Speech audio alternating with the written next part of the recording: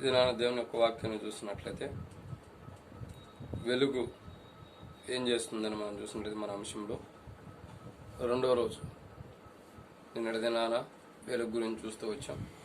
ఈ దినాన్ని కూడా వెలుగు గురించి చూసినట్లయితే బైబిల్ సెలవిస్తున్న మాట యెషయా గ్రంథం 9వ అధ్యాయం 2వ వచనం. చీకట్లో నడుచు జనులు గొప్ప వెలుగును చూచున్నారు, మరణ ఛాయ గల దేశ నివాసులు వెలుగు ప్రకాశించు. ఇప్పుడు మరణ ఛాయ గల దేశ నివాసుల మీద వెలుగు ప్రకాశిస్తుంది. ఇక్కడ మాటను అర్థం చేసుకున్నట్లయితే, ప్రభు యొక్క లేఖన భాగాన్ని మనం జాగ్రత్తగా అర్థం చేసుకున్నట్లయితే, చీకట్లో ఉన్న ప్రజలు వెలుగును చూస్తున్నారు. గొప్ప వెలుగు ఏం చేస్తున్నారు? చీకట్లో ఉన్న ప్రజలు ఒక గొప్ప వెలుగును చూస్తున్నారు. ప్రజలు ఈ గొప్ప వెలుగును చూస్తానికి గల కారణం ఏంటంటే, వాళ్ళు ఎలా ఉండారు? ఈ గొప్ప వెలుగు వారు చూడక మునుపు, ఈ గొప్ప వెలుగు దగ్గరకు వారు రాకమునుపు, ఈ గొప్ప వెలుగును వారు చూస్తున్నారంటే వారు ఎలా ఉండాలంటే బైబిల్ సెలవిస్తుంది కదా. అలాంటి దేవుని యొక్క వాక్యాలను చూసినట్లయితే మొదటి యోహాను రాసిన పత్రిక, ఈ వెలుగు దగ్గరికి రాకమునుపు వాళ్ళు ఎలా ఉండారు అని మనం చూస్తున్నట్లయితే కొన్ని విషయాలు రాయబడుతుంది. రండి, మొదటి యోహాను రాసిన పత్రికలో ఒక మాట రాయబడుతుంది.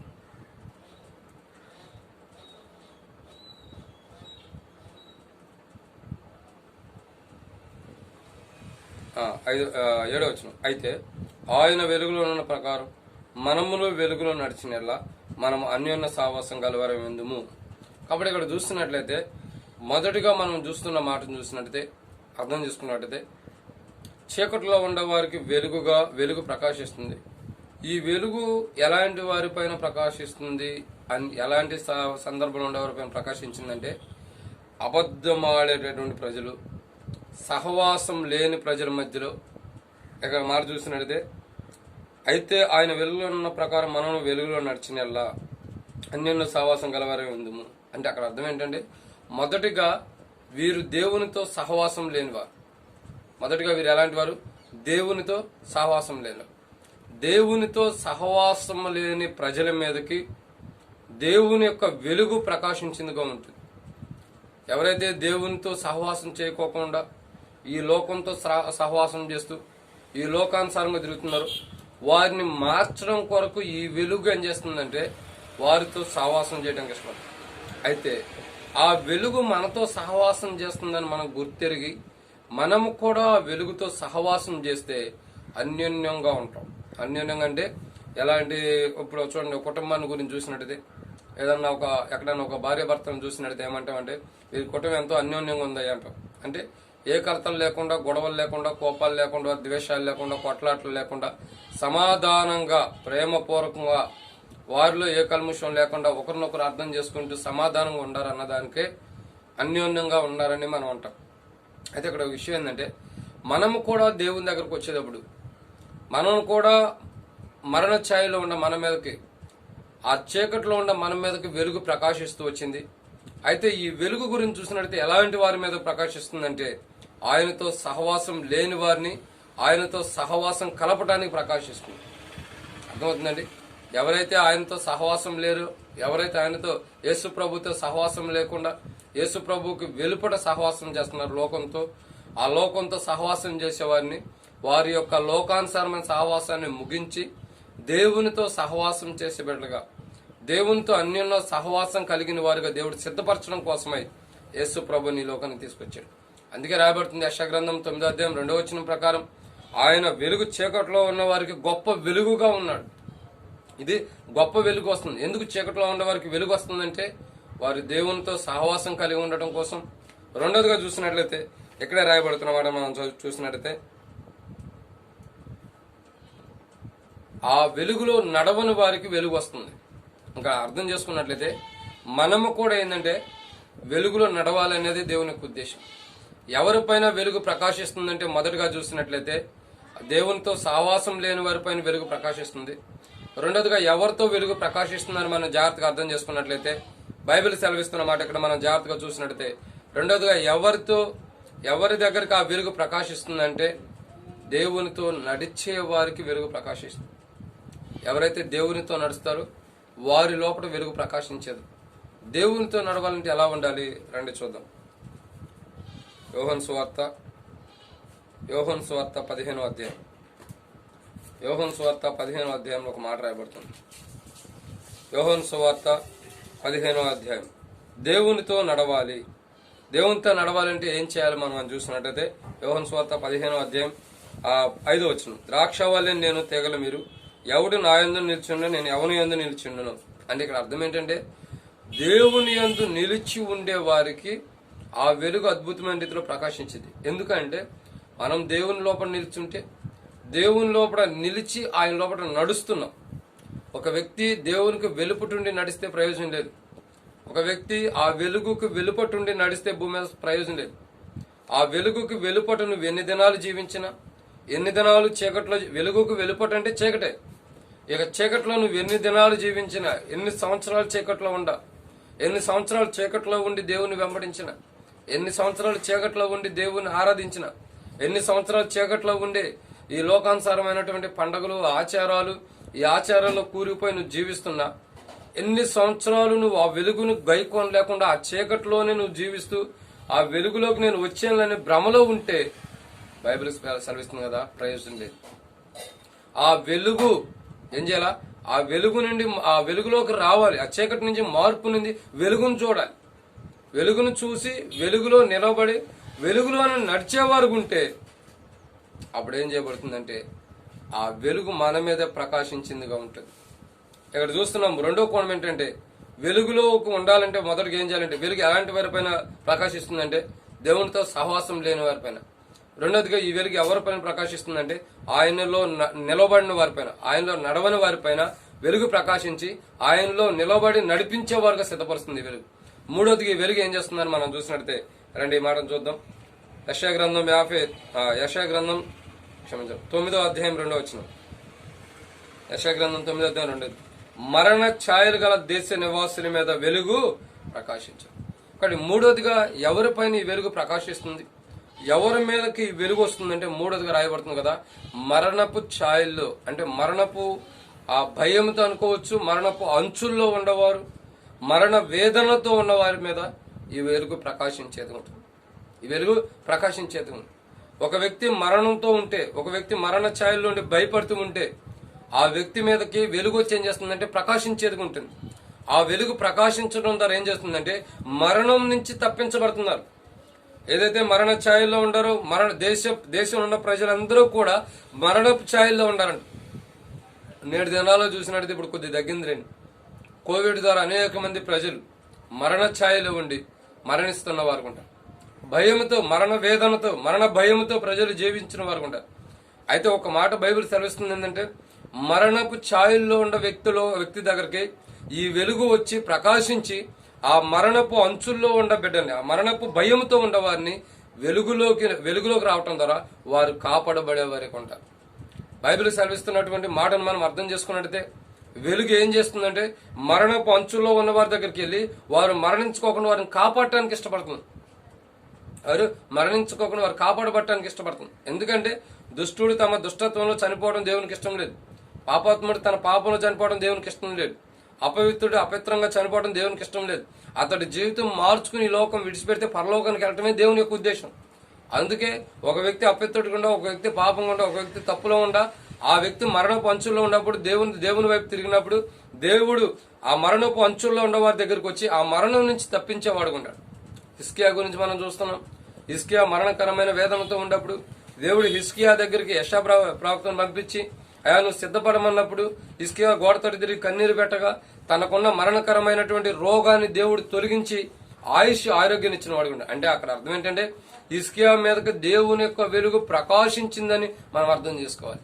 హిస్కియా మీదకి దేవుని యొక్క వెలుగు, దేవుని యొక్క మహిమ, దేవుని యొక్క ప్రత్యక్షత, దేవుని యొక్క గొప్ప వెలుగు ఏం చేసిందంటే ప్రకాశించి ఆరోగ్యాన్ని ఇచ్చింది. ఇక్కడ మనం చూస్తున్నటువంటి కోణాన్ని అర్థం చేసుకున్నట్టే బైబిల్ మనకు తెలియపరుచిన మాటని ప్రేమైన దేవుని బిడ్డలారా, వెలుగు ఏం చేస్తుందంటే మరణ ఛాయల్లో ఉండవారిని కాపాడేది.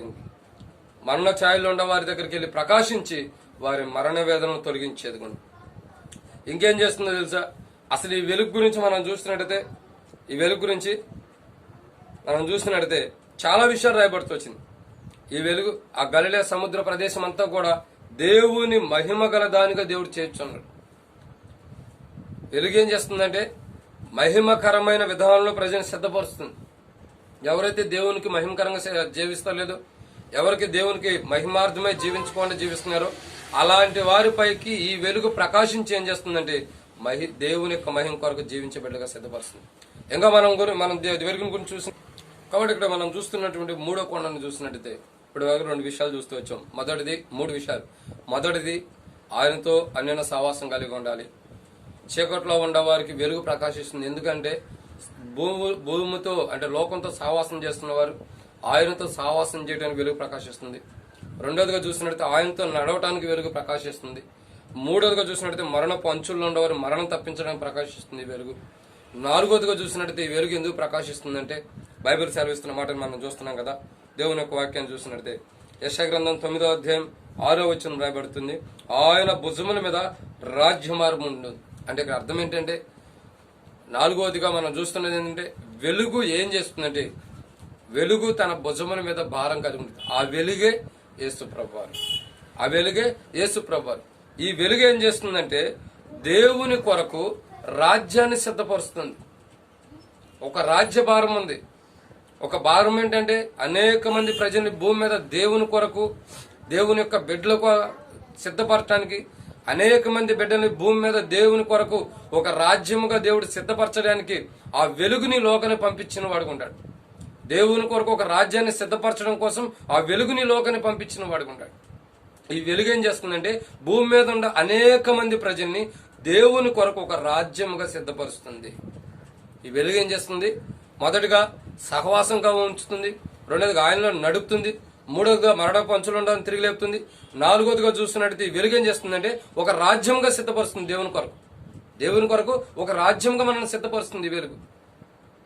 మనం దేవుని రాజ్యముగాను దేవుని బిడ్డలుగాను ఉండటానికి అర్హులం కాము. ప్రకటన గ్రంథం రాయబడుతూ వచ్చింది, వీరు రాజులైన యాజక సమూహంలో అని రాయబడుతూ వచ్చింది. అంటే అర్థం ఏంటంటే మనల్ని రాజులుగా దేవుడు సిద్ధపరిచాడు. మనల్ని ఒక రాజ్యంగా దేవుడు సిద్ధపరిచి దేవుని కొరకు దేవుని ఆరాధించే బిడ్డలుగా, దేవుని స్తుతించే బిడ్డలుగా, దేవుని గణపరిచే బిడ్డలుగా, దేవుని మహింపరిచే బిడ్డలుగా ఒక రాజ్యంగా దేవుడు సిద్ధపరిచిన వాడుకుంటాడు. దేవుడు ఒక రాజ్యంగా సిద్ధపరిచాడంటే ఒక మాట అర్థం చేసుకుంటే ఎవరిని దేవుడు ఒక రాజ్యంగా సిద్ధపరిచాడంటే చీకట్లో ఉండవారికి వెలుగు ప్రకాశించి ఆ చీకట్లో ఉండవారు దేవుణ్ణి ఆరాధించేవారుగా దేవుని యొక్క రాజ్యముగా దేవుడు సిద్ధపరిచాడు. అందుకే బైబిల్లో చూసినట్టయితే మనం ఆ కొత్త నిబంధనలు యేసు ప్రభు ప్రార్థన చేస్తాడు, పరలోకమందున తండ్రి నీ నామం పరిశుద్ధపరచబడినాక నీ రాజ్యము వచ్చునుగా. అదే దేవుని యొక్క రాజ్యం వచ్చింది ఎక్కడికంటే భూమి మీద. ఎవరైతే దేవుని బిడ్డలుగా రక్షణ మారుమూసి పొంది బాప్తిసం పొంది దేవుని కొరకు క్రయధనం చెల్లించబడి దేవుని కొరకు సిద్ధపరచబడుతున్నారు, వారే దేవుని యొక్క రాజ్యం, వారే దేవుని యొక్క రాజ్యం. కాబట్టి భూమి మీదే దేవుడు తన బిడ్డల్ని దేవుడు యేసుక్రీస్తు ప్రభు వారు దేవుని కొరకు ఒక రాజ్యాన్ని సిద్ధపరిచిన వాడుకుంటాడు. ఆ రాజ్యమే దేవుని ఎరిగిన మనమందరం, ఆ వెలుగులో వెరిగిన మనమందరం, ఆ వెలుగులో నడుస్తున్న మనమందరం ఆయన రాజ్య బిడ్డలమే. కాబట్టి ఇక్కడ చూసినట్టయితే నాలుగవదిగా ఆ వెలుగు ఏం చేస్తుందంటే దేవుని కొరకు ఒక రాజ్యాన్ని సిద్ధపరిచింది. ఐదవదిగా ఈ వెలుగు ఏం చేస్తుందని మనం చూసినట్టయితే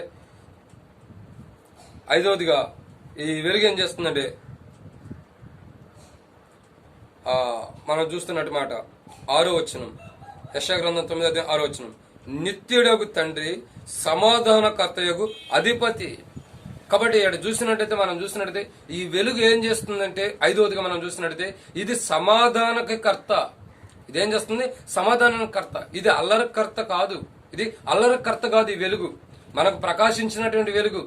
ఆ వెలుగు ఎలాంటిదంటే అల్లరికి కర్త అయింది కాదు. అపోస్తలుడైన పౌలు దమస్కు పట్టణానికి వచ్చినప్పుడు ఆకాశం నుండి వెలుగు వచ్చి తనలో ప్రకాశించడం ద్వారా ఆ వెలుగు ఏం చేస్తూ వచ్చిందంటే పౌల్ని జీవితాన్ని మార్చింది ఉంది. వెలుగు ఏం చేస్తుందంటే జీవితాన్ని మార్చినదిగా ఉంది. ఇక్కడ చూసినట్టయితే దాని గురించి మనం చూస్తున్నాం. ఇదేం చేస్తుందంటే సమాధానపరిచే వెలుగు.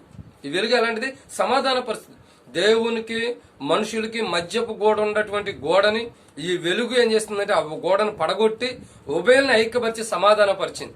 ఆ మాట చదివినట్టయితే అపోస్తలుడైన పౌలు రోమీయులకు రాసిన పత్రిక 5వ అధ్యాయం 1వ వచనాన్ని మనం చూసినట్టయితే అపోస్తలుడైన పౌలు రోమీయులకు రాసిన పత్రిక 5వ అధ్యాయం 1వ వచనం, కాబట్టి విశ్వాసం వలన మనం నీతిమంతులుగా తీర్చబడి మన ప్రభువైన యేసుక్రీస్తు ద్వారా దేవునితో సమాధానం కలిగి ఉందాం. కాబట్టి పూర్వం మనం ఎలాంటి వారు అంటే సమాధానం లేని వారు. సమాధానం ఒకప్పుడు చీకట్లో ఉన్నప్పుడు మనకు సమాధానం లేదు. మనకు సమాధానం లేని స్థితిలో ఉన్నప్పుడు యేసుక్రీస్తు ప్రభు అనే వెలుగు ద్వారా దేవునితో మనం సమాధానపరచబడుతున్నాం. ఇప్పుడు ప్రతి విషయంలో కూడా మనం ఏదన్నా తప్పిపోయినా, ఏదన్నా తొలిగిపోయినా, ఏదన్నా పడిపోయినా, ప్రతి విషయంలో కూడా తప్పిపోయిన మనం దేవునితో అసమాధానంగా ఉన్నప్పుడు యేసుక్రీస్తు ప్రభు ద్వారా మనం దేవునితో సమాధానపరచబడుతున్నాం. దినదినము, ప్రతి గడియ, ప్రతి నిమిషము మనం బ్రతికున్నంత వరకు మనం మారుమనసు ప్రతి దినము గడుస్తూనే ఉంటుంది. రక్షణ జీవితం ఒకసారి, బాప్తిసం జీవితం ఒకసారి, కానీ మారుమనసు అన్నది మనం చచ్చిపోయేంత వరకు కూడా కంటిన్యూ అవుతూనే ఉంటుంది దినదినం. అయితే బైబిల్ మనం సెలవిస్తున్న మాట ఏంటంటే, మనం ప్రతి దినము దేవునితో ఎక్కడైతే అసమాధానంగా ఉంటున్నామో దినదినము సమాధానపరచడం కోసం ఆ వెలుగు మనకి ఈ లోకానికి వచ్చి చీకట్లో ఉన్న మన పైన ప్రకాశిస్తుందిగా ఉంది. ఆ వెలుగు ఏం చేస్తుందంటే దినదినము సమాధానపరుస్తుంది. ఇంకా ఆ వెలుగు ఏం చేస్తుందో తెలుసా? అపొస్తలుల కార్యం 9వ అధ్యాయంలో మనం చూసినట్లయితే ఆ వెలుగు గురించి ఒక మాట రాయబడుతుంది. అపొస్తలుల కార్యములు 9వ అధ్యాయంలో మనం చూద్దాం. అపొస్తలుల కార్యం 9వ అధ్యాయం. ఇక్కడ ఒక వెలుగు కనపడుతుంది. ఈ వెలుగు చూస్తున్నారండి. అపొస్తలుల కార్యం 9వ అధ్యాయం 3వ వచనం. అతడు ప్రయాణం చేయొచ్చు దమస్కు దగ్గరకు వచ్చినప్పుడు అకస్మాత్తుగా ఆకాశం నుండి ఒక వెలుగు అతని చుట్టూ ప్రకాశించెను. కాబట్టి ఇక్కడ చూస్తున్నటువంటి ఆరోదిగా వెలుగు ఏం చేస్తుందని మనం చూస్తున్నట్లయితే, ఈ వెలుగు చీకట్లో ఉన్న వారికి ప్రకాశించినటువంటి వెలుగు, ఈ వెలుగు ఏం చేస్తుందంటే ఆరోదిగా ఇప్పుడుగా 5 విషయాలు ధ్యానిస్తూ వచ్చాం. మొదటిగా మనం చూస్తూ వచ్చాం కదా, ఆయనతో ఏం చేయబడుతుంది? ఆయనతో సహవాసం ఉంచుతుంది. రెండోదిగా ఏం చేయబడుతుంది? ఆయనలో నడిపేదిగా ఉంటుంది వెలుగు. మూడోదిగా మనం చూస్తున్నాం కదా, ఇక్కడ యెషయా గ్రంథంలో మనం చూసినట్లయితే 9వ అధ్యాయంలో మనకు కనబడిన మాట మరణ ఛాయల్లో ఉన్న వారిని కాపాడుతుంది. నాలుగోదిగా ఏం చేస్తుంది? రాజ్యంగా సిద్ధపరుస్తుంది. ఐదోదిగా దేవునితో సమాధానపరుస్తుంది. సహవాసం వేరు, సమాధానం వేరు. ఆరోదిగా చూసినట్టయితే ఆ అపొస్తలుల కార్యం 9వ అధ్యాయంలో రాయబడుతున్న మాట, 6వ మాటను మనం చూసినట్టు అపొస్తలుల కార్యం 9వ అధ్యాయంలో నేను ముగించి వేస్తున్నా. 3వ వచనంలో ఆకాశం నుండి ఒక వెలుగు ప్రకాశిస్తుంది.